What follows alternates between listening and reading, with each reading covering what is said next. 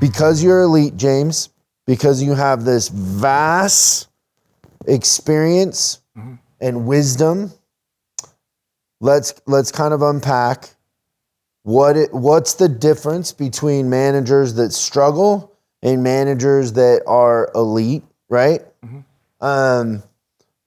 Understanding too that a lot of managers are worried about their job. There's in some brands we've seen higher than 50% turnover in managers. So it's a position that turns over a lot, right? What do you think the biggest differences are between the ones that are going to get fired probably this week and the ones that are highly recruited? Well, I've met a lot of service managers being in the elite group and then going to events with Chris Collins and stuff. And I think that the ones that get better and the ones that don't turn over, they're not stuck on the same ideas. They're open to new things. And so they take suggestions and they actually go back and implement them. But I can tell within 5 or 10 minutes of talking to a manager at a group or something if they're going to listen and change. I think the biggest thing is they just get stuck on stuff that's irrelevant. It doesn't matter. Yeah, and I know this is going to resonate with you, but like Christian and I were in Florida, and you go to different events where there's managers, and the easiest way to tell if somebody is a performer or not is how they ask questions.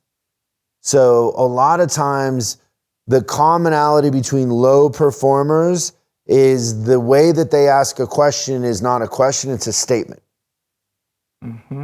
So they'll say something like, so what do you do when your market is impossible to hire technicians? That's not a question, that's a statement. Like, how do I answer impossible? Like, you're saying it's impossible. I don't have like magic, like if it's impossible, you know? Or they'll say, well, what do you do when it doesn't work? You're like, I've never thought that way. It's hard for me to think that way. How many times have we had that conversation with a group of guys, a group of managers about how hard it is to hire techs? It is not that hard to hire techs. It's really not that hard. And sometimes you're just on a roll and you just get techs because other techs that work at your store love it there and they go out and search for you.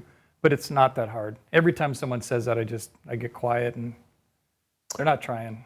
Well, yeah, but you know what we say, like make everybody think it's hard. Like I would personally say to my competition, I'd be like, oh my God, it's impossible to hire techs, because then it'll be a self-professing prophecy for them, and they'll tell their boss like, oh no, I was over there talking to James and he's having a hard time too. It's impossible. We should give up. Right? Well, these aren't competitors I'm talking with. The people I'm trying to help, you know, But it's funny how as long as you confirm the negativity, they take it as law, and it's, you know. That's right. It's easier for it to be hard than it is to figure out other ways to do it and, you know, some creativity. Thanks so much for watching this clip of Service Driving Revolution. We're uploading new stuff every day, so make sure you subscribe and click the bell icon so you don't miss out. If you have a question you'd like us to answer on the show, call 8333-ASK-SDR and we'll answer your question on the show. That's 8333-ASK-SDR. For special deals on our books and training, head over to offers.chriscollinsinc.com. Now that's offers.chriscollinsinc.com. I'm Chris Collins, and I'll see you in the next video.